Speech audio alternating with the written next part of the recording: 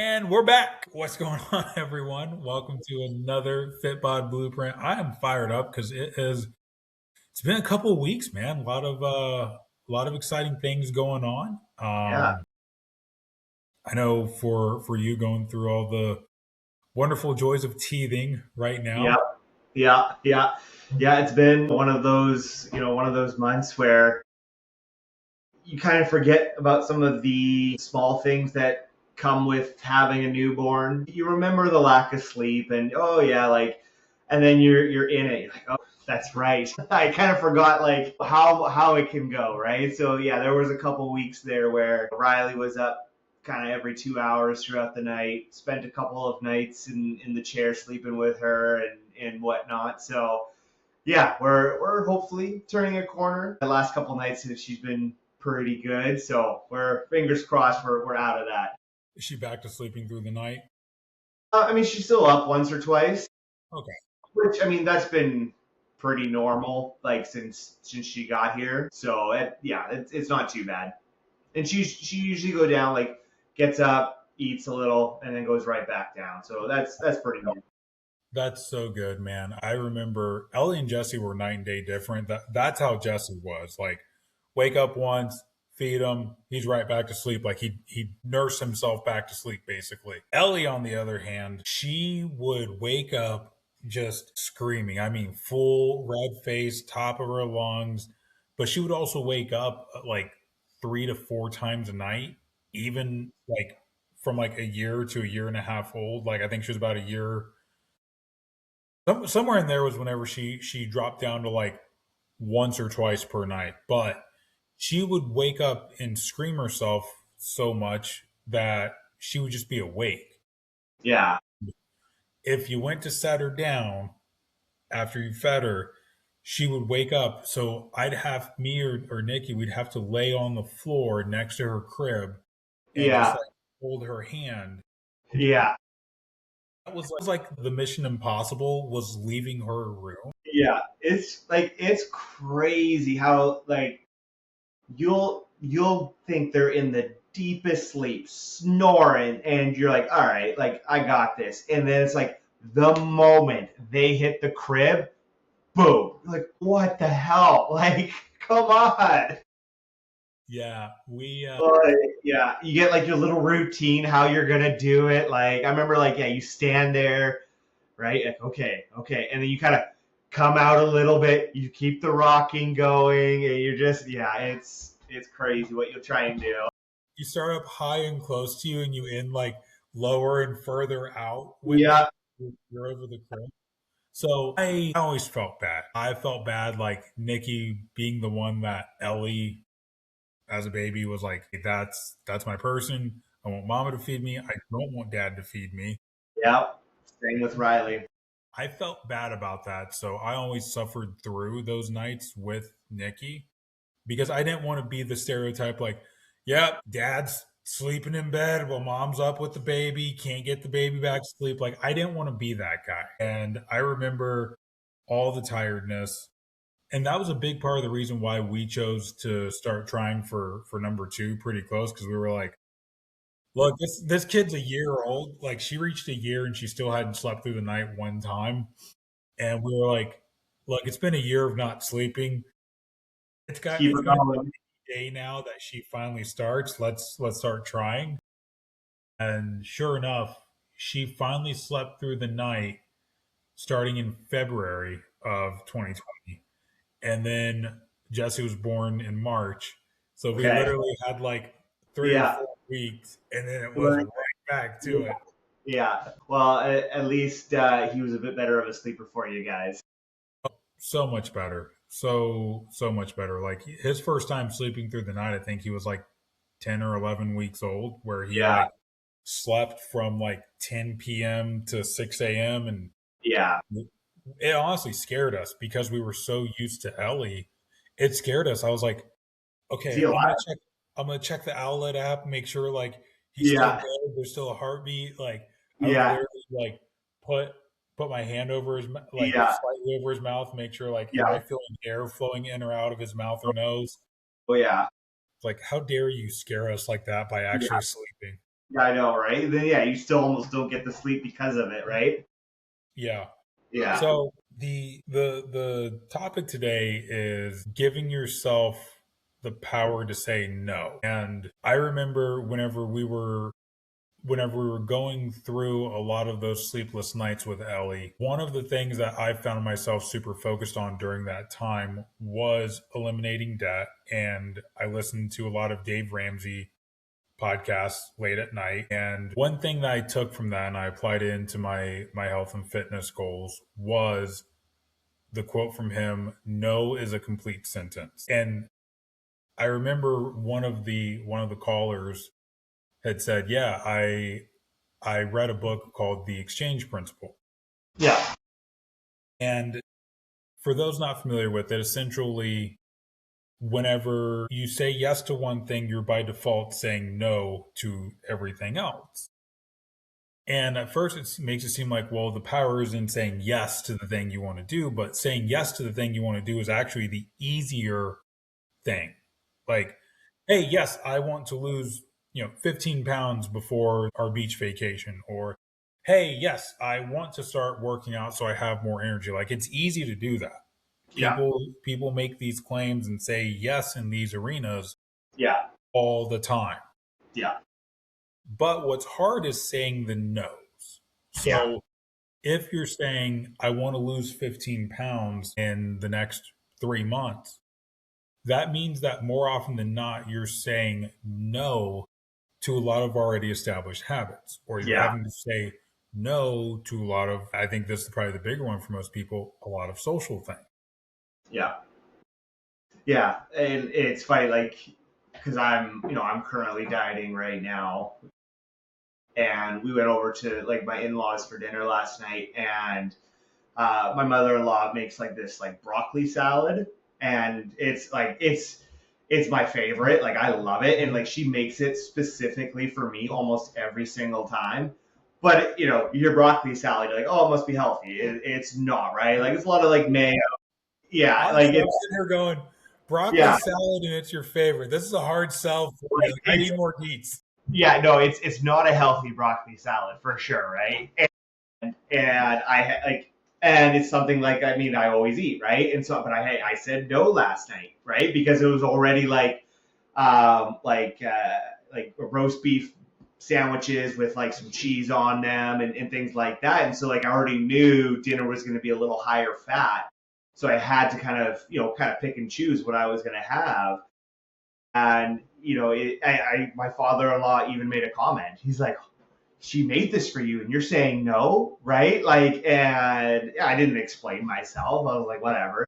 But yeah, it's just a lot of those like small little things where you're gonna have to say no to, and people will notice, and they might make some comments. But I like how you said of like, no, like, and that's a complete sentence. And I was also like, oh man, I wish my daughter would understand that concept.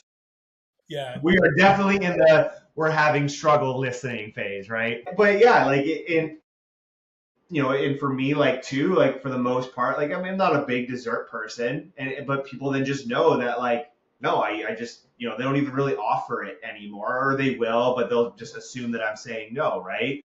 And so it might be like awkward at first, but I do find like over time, like then it just becomes like that new norm for you, right? And you're still gonna get the odd comment here and there, but yeah, it is a weird thing of like, yeah, you are just gonna end up saying no quite a bit because a lot of times, the people that you're around probably don't have the fitness goals that you have or don't have the fitness lifestyle that you have. And so it just kind of does come with the territory of, whatever your fitness goal might be, but especially when it does come to fat loss, right? And having to really kind of be a bit tighter with what you're doing and how you're kind of going about your day.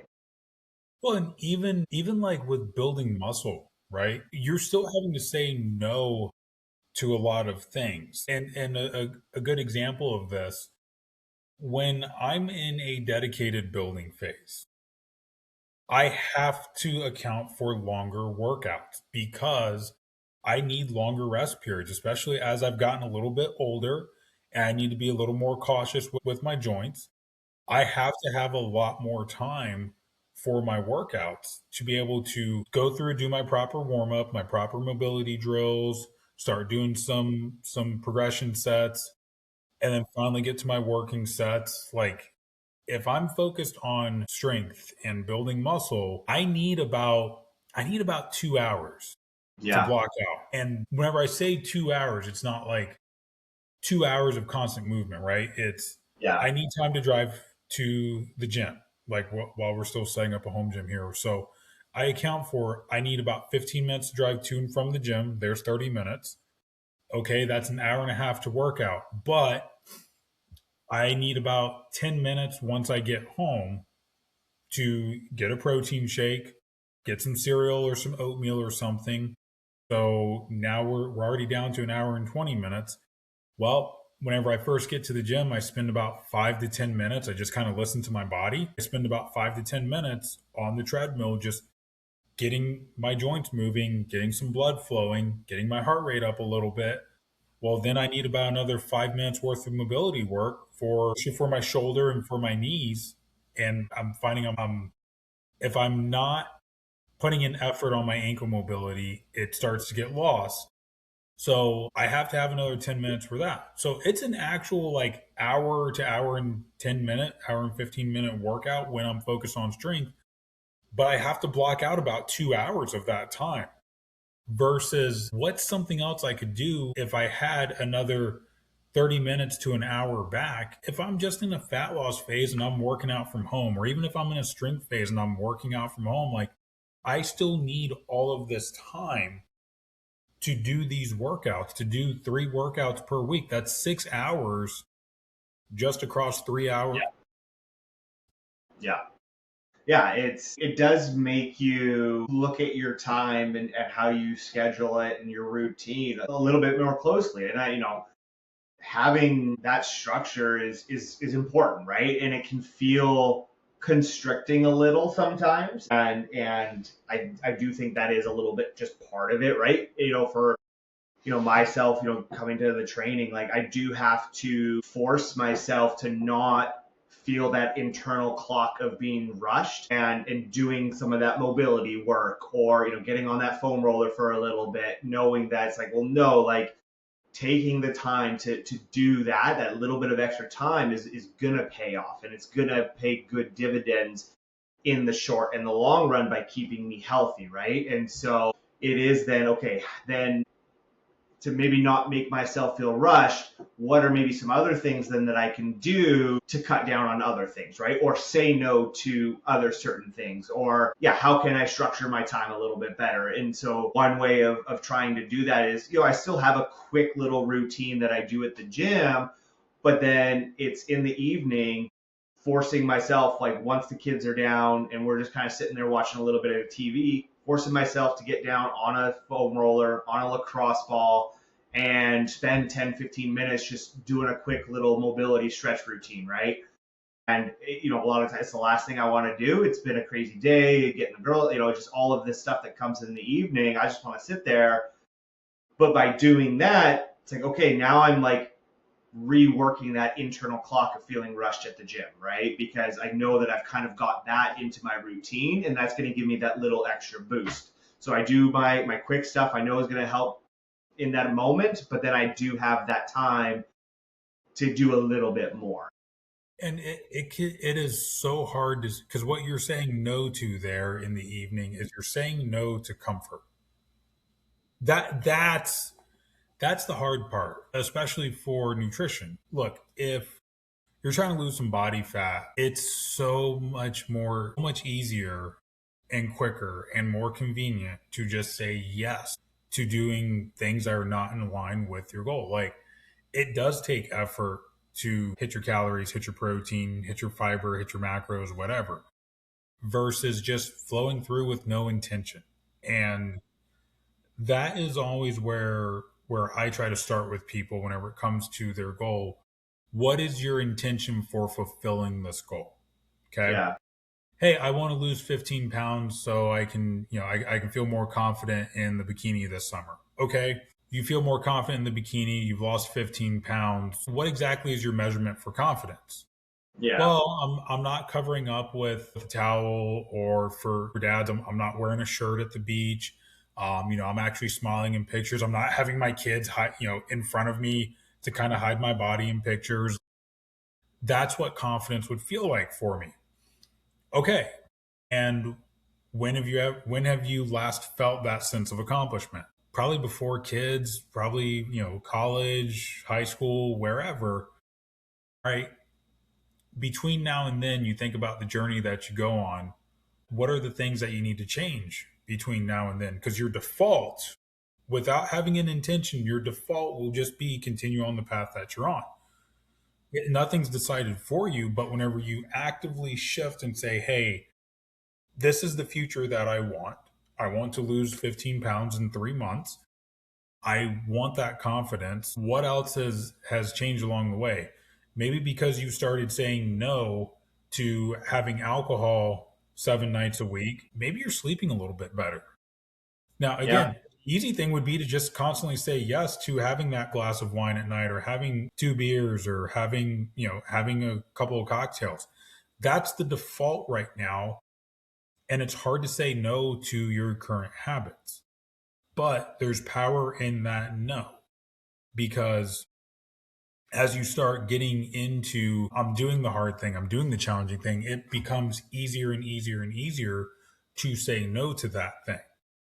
But it's that initial no, it's those first couple of ones where it's like, man, I had a long day. I'm really stressed out. I could just go for a glass of wine. I could go for a beer. I could go for a bourbon. Like, it's hard to break that initial comfort. Yeah. Yeah. And I mean, and then it's so easy to kind of talk ourselves into that, right? Where we're almost unaware that we've made that decision, right? And it has to be very intentional, like you mentioned, right? And I know we've talked about this before in previous podcasts, but so much of it is just raising that level of awareness with people, because a lot of those decisions are just unconscious decisions that we don't maybe even realize, right? Working with one client right now, we're kind of working on his step count, and it's just being more aware, right? Of like, yeah, like 10 minutes of walking, that's about 1,000 steps, right? And so just to like try and get 3 by 10 in, and just being aware of like throughout the course of the day, where could I get those steps in instead of driving, right? Like, could I actually just do that walk from my place to the office or whatever, right? Like, just even those small levels of awareness, and just then continuing to kind of have that at the forefront of our minds, so that it just becomes more and more of then that unconscious decision, right? Of, okay, well, now I don't even think about it. I just go and do it. And then it's like, once we reach that level, it's like, okay, well, then what's the next thing, right? Is it then 3 20-minute walks a day? Like, how are we kind of continually raising that level of awareness with intention that's going to continue to help you towards your fitness goal? Yeah. So the other part of saying no, I feel, comes from a lot of the time people are by default people pleasers. And again, your default future is the one that's going to happen organically on the path that you're on. Your intentional future is the one where you're making changes because you don't like the default.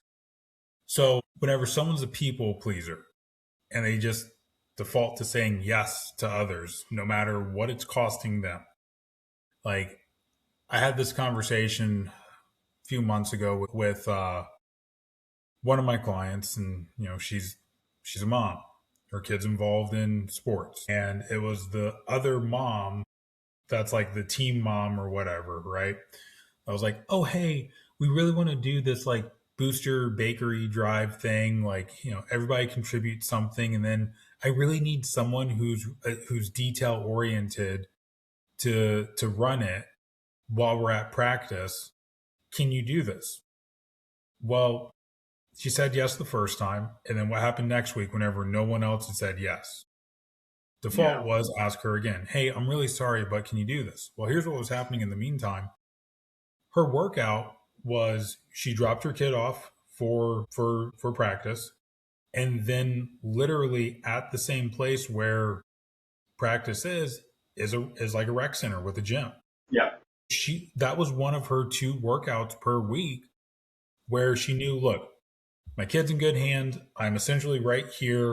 He's doing something structured, something organized. I have time for me instead of sitting on the sidelines and cheering on. I can do something for me that's going to make me a healthier, better version of myself. Well, she started to go back to the default of people please. And they had to have the conversation with her of, look, once is once. Twice starts to form a habit. Whenever you get asked to do this again, say no. Give Yeah. yourself the power back, because right now you saying yes to that is saying no to you taking care of you. And what happens if you stop working out? Well, this was a person that she was pre-diabetic before we started working together. Resistance training will improve your insulin response. Yeah. She felt like for those 2 weeks, because she was only getting in one of her 2 workouts, especially whenever you have less workouts per week, it's more important to prioritize those. But she felt like, hey, well, if I'm not getting the workout in, then really what's the point in hitting my protein? And if I'm not hitting my protein, do I really need to focus on my fiber? And do I really need to be tracking my food? And well, now if I'm not tracking my food every day, do I really need to worry about my water? Do I really? So it started a slippery slope for her real fast. And the best thing to do is before that snowballs, stop it. Stop it. And she said to her, look, you're saying no to the future that you were on, to the path that you were on. You are going back to your default future. It's the future that will happen no matter what, instead of being back on the path for your intentional future. Yeah. Yeah. It's okay to be selfish, right? Like it really, when you're saying no, like, it can be selfish, but I think like it's in a good way, right? Because you're looking out for yourself. And, I know we've said this multiple times. It's like, by doing this, like saying no to those things, focusing on your goals, having that intention, you're being unselfish, right? Because you're making yourself the best version for your family, for yourself. And that is going to allow you then to do so many more things for your kids and your family and those types of things. Is like, as long as you can make those things, that non-negotiable of like, oh, these are what I'm getting my workouts in, I'm hitting my fiber intake, all of those things, those just snowball into allowing you to almost, say yes a little bit more, right? Because you're going to have more energy. You're going to have that overall structure in place, and just having more structure leads to more flexibility, because there is such a strong baseline there that, yeah, okay, all of a sudden for 2 weeks, things go a little haywire and it's just not quite where it was. Well, it's going to be easier to come back to that baseline. You really probably have not gained any bit of weight because of that baseline, right? And so it a lot of times people look at the structure and think it's, makes them inflexible, and maybe for a little bit, if this is something that is new and you're forming a lot of new habits, sure, there is going to be that little period of hard growth. But again, like once you're past that and we've made these a lot more established routines, it's going to create all of that flexibility that you are actually wanting, but you're still kind of working towards those goals. And I've seen that time and time again, where it's like clients be like, I feel more free. I feel more fulfilled. Like I feel like I have, the tools to have actual flexibility within my life, where I don't feel like I'm just going backwards or I'm beating myself up because I'm not doing the things that, I know where I want to go. And so, trying to reverse that mindset and that perception is key to a lot of this, because we are kind of then, it has to be kind of that all or nothing, right? And I know we've talked about that in the past as well, where, well, no, if we can have most of all, we're going to still be able to have a little bit of, getting away from that nothing, right? Like we're going to be able to have that flexibility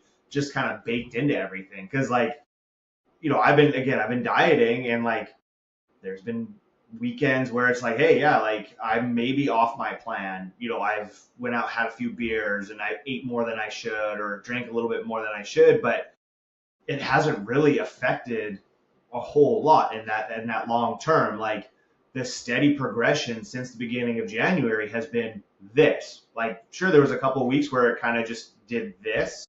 That's okay. Like it was intentional. It was purposeful. I still tracked 90% of the time and everything was fine. And then it's like I come back into my diet and then it's just boom, boom, boom. And away we go again. Right. So and that's taken a long time to learn even for myself too, especially when it comes to dieting. And so, it does take some time and experience, but again, just having structure creates more of that flexibility. So saying no is selfish but unselfish.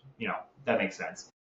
I think that saying no to things that are not in alignment with what you want your future to be like, I think it's one of the best ways of self-care and self-love that most people don't recognize, because that future that you want for yourself. So let's think about it again. The same person that's saying, "Hey, I want to lose 15 pounds so I don't go to the beach this year and have my shirt on at the pool." Okay, your confidence is going to go up. How's that going to now ripple into the rest of your life? If you're more confident and you're also like, hey, I get tired less, you're probably going to default to doing a little bit more, maybe around the house or around the yard. You're taking care of more things. Look, I know from my own experience, right? And I mean, you're a husband too. If I have more energy and I'm doing things like, hey, I just take care of the dishes, I take care of the laundry because I know it's all stuff that needs to be done and I have energy to do it. Well, guess what? That's less crap that my wife has to do. Now we actually have time to connect in the evening. Now we actually have time to, hey, let's start a show together, or let's play a board game together, or hey, we've got this app called Show Her Off Dance where it's like in-home dance lessons. And look, I got two left feet whenever it comes to dance, but it's cool to do something like that with her. And yeah, it creates more intimacy. And look, I think everyone has the same thing. Like, if you get a little bow chicka wow wow the night before, you tend to have a pretty happy day the next day. Yeah. So if you're having more energy, if you're having more confidence, you're having more energy, you start to now see a different version of yourself. And the more days that you have of that, like again from the book Atomic Habits, the more that you start to change your identity as, I am a confident person. I do have a lot of energy. I am an energetic person. Hey, I am someone who I help out with chores. Hey, I am someone who I make time for my marriage, or I make time for my kids. I am someone who does all this because I take care of my health. I take care of my fitness. So all I'm saying is those no's early on, or those no's around things that are not in alignment with the declared future that you want, saying them initially can be really hard, but as you do it more and more and more, there's less pressure from other people because they know, hey, yeah, Tyler doesn't like dessert. Cool. Yeah. Not going to pressure you much. It's just, oh, hey, we've got some cheesecake. You want some? No? Okay, cool. Instead of, come on, just have a slice. Come on, look, we bought this at the store. This is from Publix, baby. This is the good stuff. Yeah. Like, people pressure you less because they just know, yep, cool. But also, you get so used to saying no to certain things that even if it's something you enjoy, not hard to say no to it because you realize it's just a temporary no. Like, I love a good ribeye. I love a good smoked old fashioned. But I say no to those things if I'm trying to lose 10 pounds or I'm trying to lose 15 pounds or whatever. I say no to those things because I know, yeah, it'll come back eventually. Yeah. I'm not worried about it.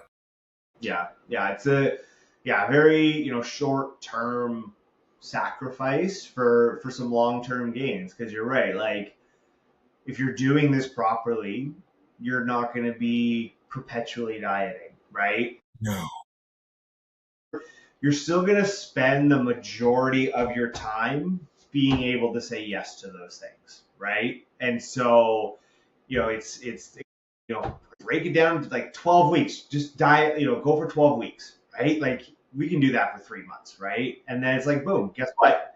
You've got another 9 months where now you can go back to saying yes to these things. And maybe you've learned a little bit more along the way. And, now maybe it's easier to say no after two old fashions, right? Instead of like, you hit that double or you hit that second one, it's like yes, yes, yes, and all of a sudden you've had six old fashions, right?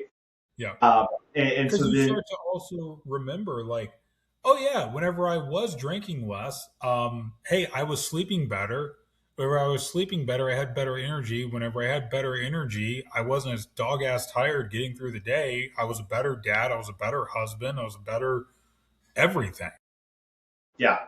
So yeah, it just kind of continues to grow and evolve, and it's it is just kind of ever changing, right? Of kind of that fitness journey. Yeah, it's never really stagnant. I mean, sure, like there might be times where it is a little stagnant, but I do think like those earlier lessons, like they always kind of come back into play at some point, right? And it's something that you can always kind of continue to improve. Perfect. I love it, man.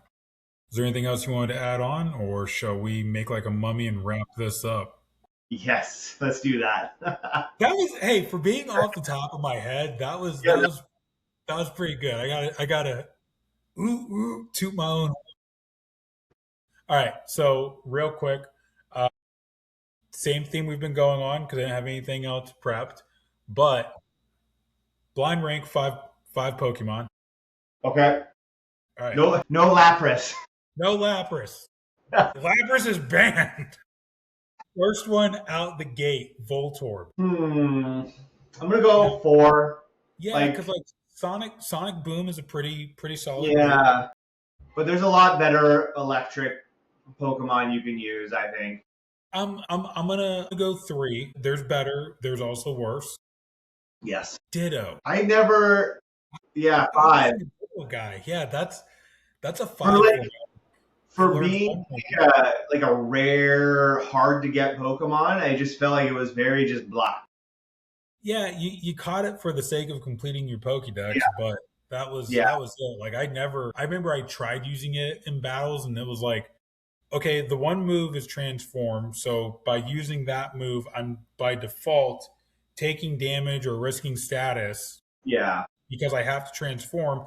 And even then, you only get like five punching points of the yeah, other moves. So it's yeah. like, Not is really. this really going to work out? Because now it's same type, same type. Yeah, I'm yeah. going to go five. All right. Ooh, I like this one. Next up is Jinx. Ooh, yeah. Because it Psychic, had, yeah, ice. yeah. It had sleep too, didn't it? Yeah, yeah. It knew hypnosis. Yeah. So Yep. I'll go two, just kind of leave the one there and my three left. But yeah, that was a pretty solid one. Yeah, two. I'm gonna go two as well. I'm gonna go two. So that leaves me with one and four. Rock on, apparently. All right. Next up. Ooh, Bellsprout. That's my four. Yeah, I'm gonna go three. Like the evolutions could be good for a leaf, but yeah, I'll go three. All right. And the next one. This isn't a bad one, but Ninetales. Yeah, I Yeah, mean that was again like a good one, but one I just never used because you didn't get really to like Cinnabar Island, which was like one of the last gyms, I think, right? And so like, and then usually I was always taking Charmander, so I never really like, needed a fire one. But yeah, I think for the five that we have, like that's not a bad one out of those five. yeah, but I would take Jinx over Yeah, Ninetales because I'm pretty sure Jinx could also learn water moves. I know Psychic, Ice, and like both of those are powerful, especially like the Generation One. Because if you got a freeze in Generation One, yeah, that was it. Game game over. over. Yeah, They don't unfreeze. yeah, yeah. So I would swap the one and two retroactively.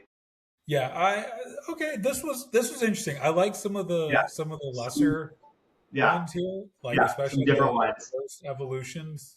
That was cool. I was expecting like I don't know why, but ChatGPT kind of goes for the big boys, so I kept expecting like Snorlax again or like a Blastoise. But Yeah, this was fun. I like this that one. was a good one. Yeah, I like that. That's good. All right. Well, until next time, please be sure to like, share, subscribe, smash that subscribe button. And if you ever have any questions, please don't hesitate to reach out.